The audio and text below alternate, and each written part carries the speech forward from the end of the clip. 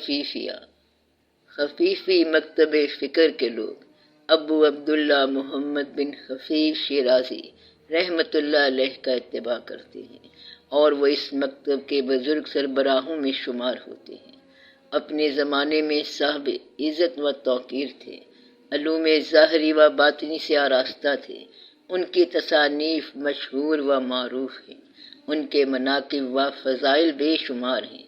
مختصر یہ کہ عزیز روزگار تھے اور نہایت درجہ پاکیزہ نفس تھے۔ شہوات نفسانی سے روگردانی ان کی خصوصیت تھی۔ سنا ہے کہ انہوں نے 400 عورتوں سے نکاح کیے۔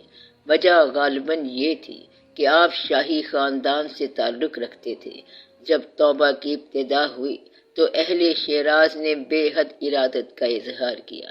جب بلند حال ہوئے تو شہزادیوں اور رئیس زادیوں نے تبرکن آپ کے ساتھ رشتہ زوجیت استوار کرنا چاہا، تاہم آپ ابتلا سے بچے اور ہر ایک کو ہاتھ لگانے سے پہلے طلاق دے دی۔ البتہ 40 عورتیں ایسی تھیں جو مختلف اوقات میں 2 3 آپ کے حلقہ زوجیت میں رہیں۔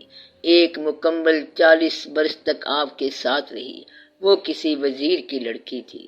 میں نے شیخ ابو الحسن علی بکران شیرازی رحمت اللہ علیہ سے سنا کہ ایک روز آپ سے متعلقہ کچھ عورتیں ایک جگہ جمع تھیں اور باہم گفتگو کر رہی تھیں۔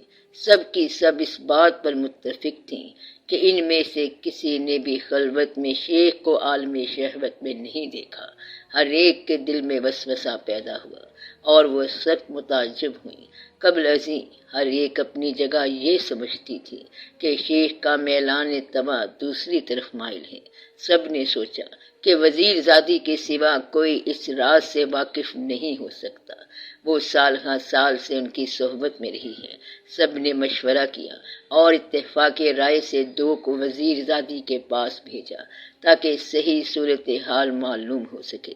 وزیر زادی نے بیان کیا، شیخ کے حلقہ زوجیت میں آنے کے بعد مجھے پیغام پہنچا کہ آج رات شیخ میرے ہاں بسر کریں گے۔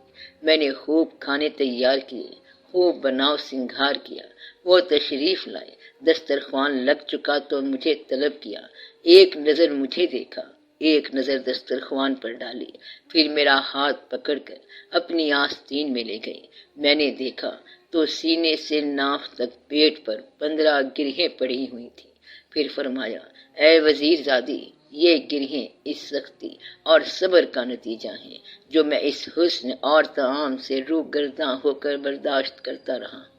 شیخ نے صرف قدر گفتگو کی اور اٹھ کر چلے گئے۔ یہ ہمارے تعلق کی انتہا تھی۔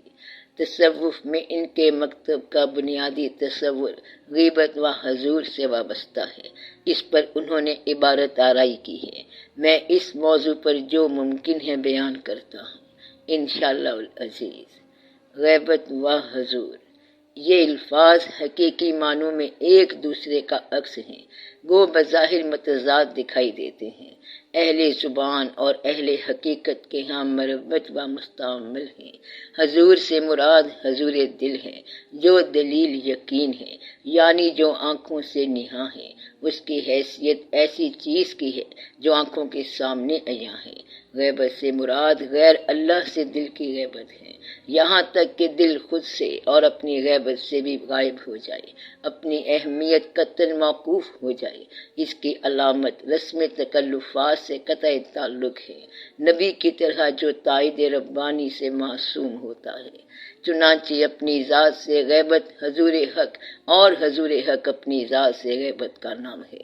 جو اپنی ذات سے غائب ہو وہ صاحب حضور حق ہوتا ہے، اور جو صاحب حضور حق ہو وہ اپنی ذات سے غائب ہوتا ہے۔ مالک القلوب ذات باری تعالیٰ ہے۔ جب جذب حق دل پر غالب ہوتا ہے تو دل کی غیبت طالب کے لیے حضور حق کے برابر ہوتی ہے۔ شرکت اور تقسیم کا سوال ہی پیدا نہیں ہوتا اور خود ہی کا تصور مٹ جاتا ہے۔ بقول شیخ، تو بلا شرکت غیر میرے دل کا مالک ہے، اس کو تقسیم کیسے کیا جا سکتا ہے؟ ذات حق مالک القلوب ہے اور اسی کو دلوں کی غیبت اور حضور پر پوری قدرت ہے۔ یہ ہے دراصل جملہ منطق کا لب لباب، مگر فرق کو مد نظر رکھتے ہوئے مشائخ کبار کا اختلاف ہے۔ ایک جماعت حضور کو غیبت پر ترجیح دیتی ہے اور دوسری غیبت کو حضور پر۔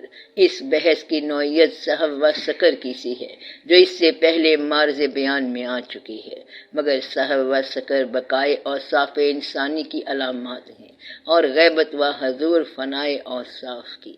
اس لیے غیبت و حضور در حقیقت لطیف ہیں۔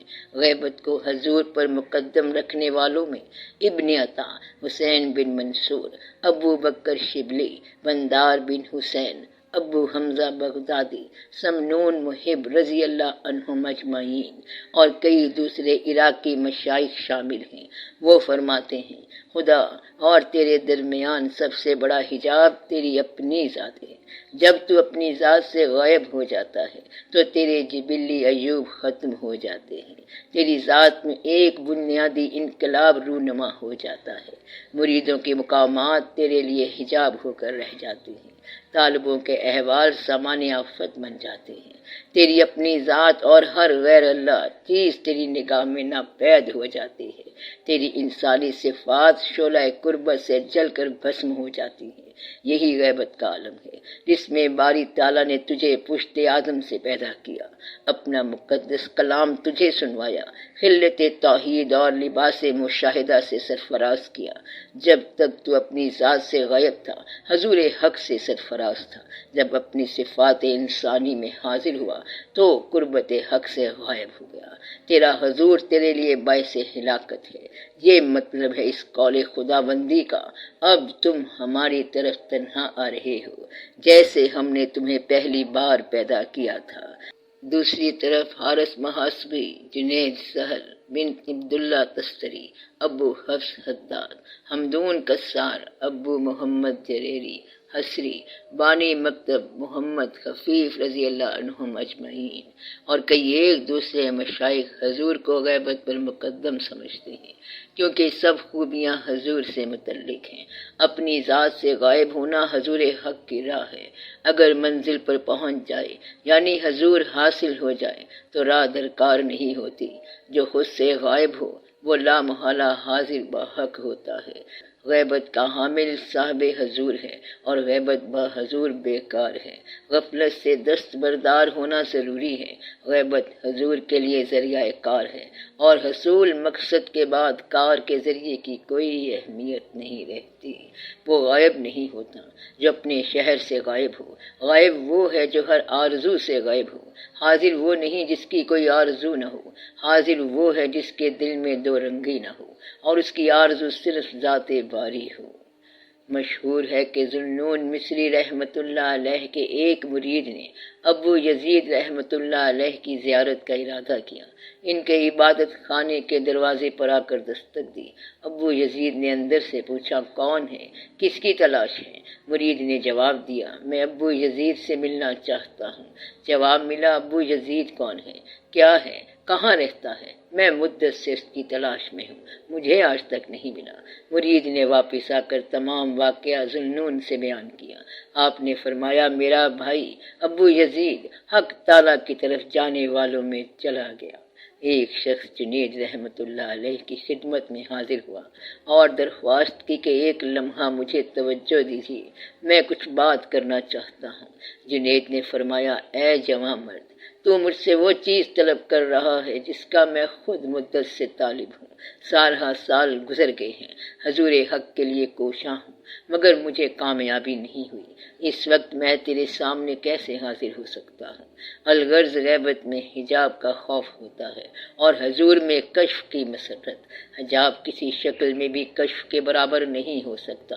اسی مضمون پر شیخ ابو سعید رحمۃ اللہ علیہ نے فرمایا ماہتاب محبت سے فراق کے بادل دور ہو گئے، ظلمت غیب سے نورانی صبح زو فشاں ہو گئی۔ یہ تفریق جو مشائخ کمبار نے بیان کی ہے حال سے تعلق رکھتی ہے، سطحی طور پر صرف اقوال کا فرق ہے، ورنہ دونوں صورتیں کم و بیش برابر ہیں۔ حضور حق اور خود سے غیبت دونوں میں کیا فرق ہے؟ جو خود غائب ہے وہ حاضر بحق نہیں ہو سکتا، جو حاضر بحق ہے وہ لازماً خود سے غائب ہے۔ چنانچہ حضرت ایوب صلوات اللہ علیہ نے درد و کرم میں جو پکار کی وہ ان کے ذاتی اختیار سے باہر تھی، کیونکہ وہ خود سے غائب تھے۔ اس لیے حق تعالیٰ نے اس پکار کو صبر کے منافی نہ کہا۔ جب ایوب صلوات اللہ علیہ نے فرمایا مجھے تکلیف ہوئی، باری تعالیٰ نے فرمایا وہ صبر کرنے والا تھا۔ اس حقائق سے موضوع سخن کی مکمل وضاحت ہوتی ہے، غور و تأمل کی ضرورت ہے۔ جنید رحمۃ اللہ علیہ نے فرمایا ایک ایسا وقت تھا کہ اہل آسمان اور ساکنان زمین میرے عالم حیرت پر گریاں تھی۔ پھر ایک ایسا وقت آیا کہ مجھے ان کی غیبت پر رونا پڑا۔ اب یہ عالم ہے کہ نہ مجھے زمین و آسمان کی خبر ہے اور نہ اپنا پتہ ہے۔ یہ موضوع حضور پر ایک حسین اشارہ ہے۔ یہ ہیں معنی غیبت و حضور کے، جو میں نے مختصراً بیان کر دیے ہیں تاکہ خفیفیہ مکتب کا مسلک ظاہر ہو جائے اور غیبت و حضور سے جو ان کی مراد ہے وہ سامنے آ جائے۔ مزید شرح و بسط کتاب کو طویل کر دے گی اور میرا طریق تحریر اختصار ہے۔